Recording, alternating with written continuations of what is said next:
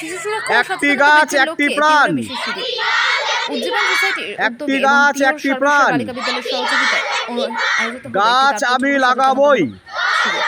শিশু সুরক্ষা এবং নারী শিশুর প্রতিরোধ বিষয়ে জনসচেতনতামূলক গড়ে তোলা এই অনুষ্ঠানের মূল লক্ষ্য। এক উল্লেখযোগ্য দিক ছিল বৃক্ষরোপণ ও বৃক্ষ বিতরণ কর্মসূচি।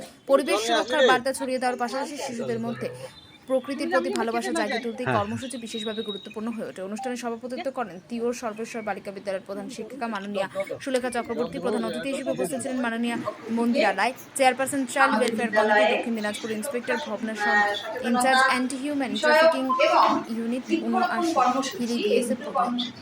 এরপর অনুষ্ঠানে আরও উপস্থিত ছিলেন উজ্জীবন সোসাইটির সভাপতি অমল চন্দ্র মণ্ডল, সহ সম্পাদক পরিমল মাহাতো, সমাজকর্মী দেবাশিস সরকার, শোভন ঘোষ প্রমুখ। সচেতনতা, সামাজিক দায়িত্ববোধ এবং পরিবেশ প্রেম আজকের এই অনুষ্ঠানে নিঃসন্দেহে এক সামাজিক দায়বদ্ধতার বার্তা পৌঁছে দেওয়ার জন্য এই প্রয়াস সকলের মধ্যে ইতিবাচক প্রভাব সৃষ্টি করল।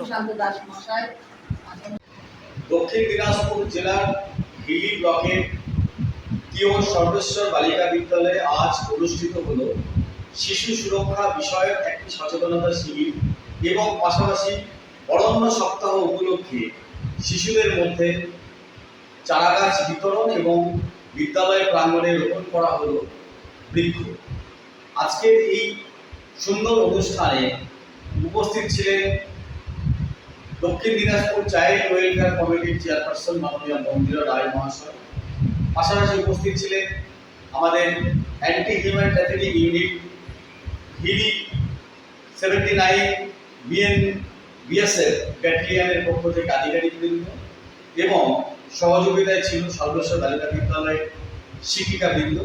অত্যন্ত সুন্দর মনোরম পরিবেশের মধ্য দিয়ে এই সচেতনতা শিবির এবং তার সঙ্গে বৃক্ষরোপণ এবং বৃক্ষ বিতরণ কর্মসূচি আজকে পালিত হয়েছে তিওর এলাকায়।